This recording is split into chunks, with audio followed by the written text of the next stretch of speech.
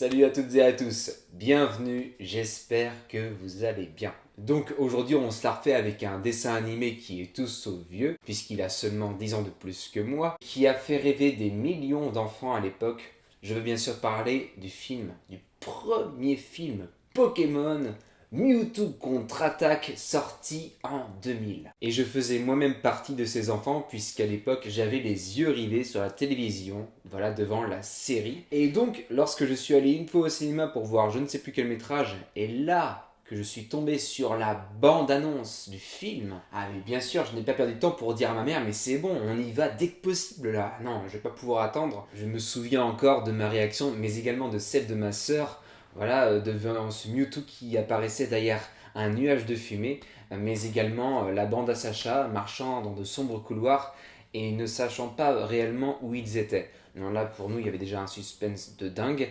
Et bien sûr, le truc qui faisait qu'on avait encore plus envie de voir ce film, eh bien, c'était les tout derniers Pokémon de cette toute première génération, ceux que l'on voyait eh bien, dès le générique de début à chaque épisode à la télévision, mais qu'on ne voyait jamais. Voilà. Donc notre impatience étant devenue trop grande, eh bien c'était une suite logique de nous voir aller au cinéma, mais pas que logique, aussi et surtout magique. Et puis il m'est arrivé ce qui arrive à bon nombre de personnes, voilà, j'ai tout simplement grandi. Waouh! Et donc, il y a 3 ou 4 ans de ça, lorsque je l'ai revu, c'est bien simple, tout avait changé à mes yeux. Certes, je trouvais que le dessin était toujours aussi bien fait, toujours aussi charmant. Vraiment là-dessus, il y a un énorme taf. Surtout que le dessin à la main et tout ce qui est truc 3D se mariait toujours à merveille, je trouvais. Par contre, au niveau de l'histoire, c'est bien simple. Pour moi, c'est aussi light que dans un épisode qu'on trouve à la télé. Voilà, c'est pas plus compliqué que ça. Et c'est là où ce film me pose problème. Eh bien, c'est qu'en fait, j'ai l'impression qu'il manque une partie entre la première puis la dernière. C'est-à-dire, en fait, c'est quoi l'histoire de Mewtwo contre-attaque? Eh bien, vous avez Mewtwo qui est dans un laboratoire, ce Pokémon qui a été créé à partir de l'ADN de Mew, et voilà, il parvient à s'échapper. Pendant ce temps-là, vous avez Sacha et sa bande de potes qui font un pique-nique sur une plaine verdoyante.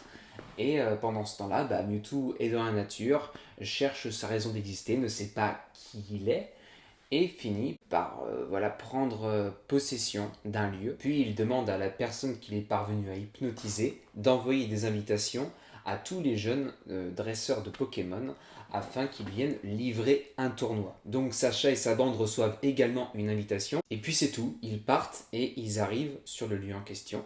Mais entre les deux, il n'y a rien eu quoi. Et c'est là où personnellement ça me pose problème. Je veux dire, je trouve que le script manque vraiment d'étirement. Bon, certes, on est dans une histoire qui est avant tout pour les enfants, mais bon, voilà, je trouve qu'il aurait vraiment fallu que ce soit bien plus difficile pour les personnages afin d'accéder à cet endroit.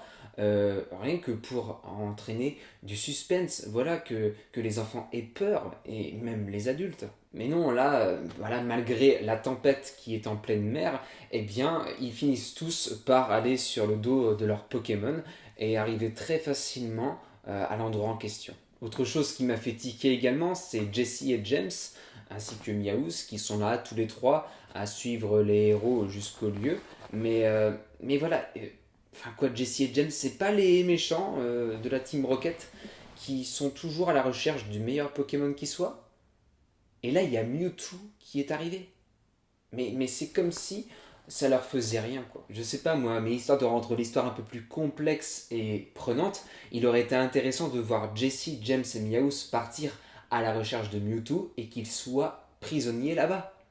Et lorsque Sacha arrive avec sa bande, ils ne le savent pas encore, mais ils vont être les sauveteurs de cette bande, qu'ils ont toujours détestée. Là, ça aurait été intéressant. Là, ça aurait apporté de la nouveauté à la série. Mais non, à la place, ils font, entre guillemets, la visite guidée des lieux, et l'on comprend qu'ils sont instrumentalisés par les scénaristes afin que l'on comprenne ce qui se passe en coulisses dans les laboratoires de Mewtwo. Oui, instrumentalisés, j'ose le dire, parce que ça fait vraiment mal de voir des méchants, qui sont souvent ridicules certes dans la série, mais qui là ne sont pas du tout méchants pendant tout le film, pour ainsi dire. Et enfin, ce n'est pas la fin du film. Oui, on est déjà à la fin, puisque, comme je vous ai dit, il n'y a pas grand-chose à se mettre sous la dent qui a changé mon point de vue. Je veux dire, voir Mewtwo qui se rend compte que faire le mal, c'est pas très bien, en voyant les Pokémon normaux combattre leur double maléfique, Non, pour moi, c'est vraiment très enfantin. Voilà, même si de base Pokémon, c'est fait pour les gosses. Mais là, vraiment, ça fait très niais. Surtout, voilà, comme je disais, Jesse James et Meowth n'était vraiment pas là pour ainsi dire, pas du tout offensif.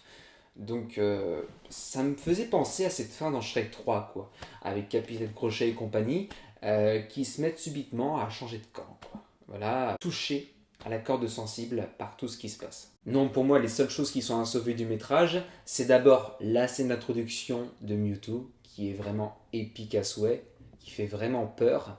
Ensuite, le dessin à la main, bien sûr, ça c'est quelque chose d'éternel, qui ne vieillit pas et qui conserve tout son charme, peu importe le film. Également ce combat sur la plaine, puis ce générique qui va s'y rajouter. Non, vraiment, ça envoie du pâté, et c'est en le revoyant que j'ai compris pourquoi ça m'était resté en tête durant toutes ces années. Mais voilà, à côté de ça, une histoire très naïve, très simplifiée, lorsque la bande-annonce à l'époque nous vendait du rêve en nous faisant croire que l'on allait avoir un côté très sombre, très mature, très adulte. Mais bon, c'est oublier que c'était fait pour nous, les chérubins de l'époque, donc quelque part, je ne leur en veux pas forcément. Et de toute façon, que ce soit la série ou bien les films, j'ai toujours eu l'impression, quelque part, que les gens qui sont derrière tout ce travail ont toujours eu le popotin entre deux chaises, si je puis dire, ne sachant réellement s'ils doivent aller vers le monde enfantin, à fond, la tête baissée, ou bien le côté farcesque, ou bien le côté sombre, ou encore le côté poétique. Je veux dire, rien que dans la saison 1 de Pokémon, vous avez à deux ou trois moments, ça dure quelques secondes, voilà, quelque chose qui fait penser à ce qu'a pu faire Miyazaki. Mais c'est vraiment très infime. Également, des fois, un côté très mystérieux ou un côté très sombre, et on retrouve ça dans Mewtwo Contre-Attaque. On retrouve tous ces mondes qui sont complètement différents, mais on n'a pas vraiment l'impression, en tout cas je n'ai pas réellement l'impression qu'il y a de véritables partis pris. Comme si les producteurs essayaient d'attirer tous les publics, que ce soit les enfants, les adolescents ou bien les adultes. Et c'est là où je trouve ça un peu dommage. Et ce qui m'a surtout percuté dans Mewtwo Contre-Attaque, pas avec une Pokéball, je vous rassure, c'est la naissance de Mewtwo justement, et qui m'a fait penser à celle de Cell, l'un des plus grands rivaux de Sangoku dans Dragon Ball Z. Vraiment, ses plans très rapprochés sur ses mains, sur des parties de son corps, mais sans pour autant voir son visage, voilà, ça m'a fait penser à cette peur que j'avais lors de la naissance de Cell, sur cette planète dont j'ai oublié le nom, mais vraiment pour moi c'est ça. Et je ne comprends pas pourquoi ils sont partis dans cette direction hyper mature, hyper sombre quand même. C'est une introduction Mewtwo Contre-Attaque. Enfin, lorsqu'on a moins de 5 ans, je pense que ça fait peur. Mais je ne comprends pas pourquoi est-ce qu'ils ont arrêté là, et puis qu'après ils sont allés vers le monde enfantin jusqu'à cette fin naïve, niaise au possible. Je veux dire, sur quel pied ils dansent quoi. C'est soit on fait un film pour mioche, soit on fait un film pour adultes. Mais bon, en même temps, Pokémon de base, c'est quoi? Eh bien, c'est des jeux de cartes à jouer, à échanger. Et donc forcément, eh bien, ils essaient d'attirer le plus de monde possible afin de faire le plus de pognon, et c'est bien normal. Mais voilà, du coup, bah, je me fais pas de film. Ça entachera toujours les films. Kenavo, go!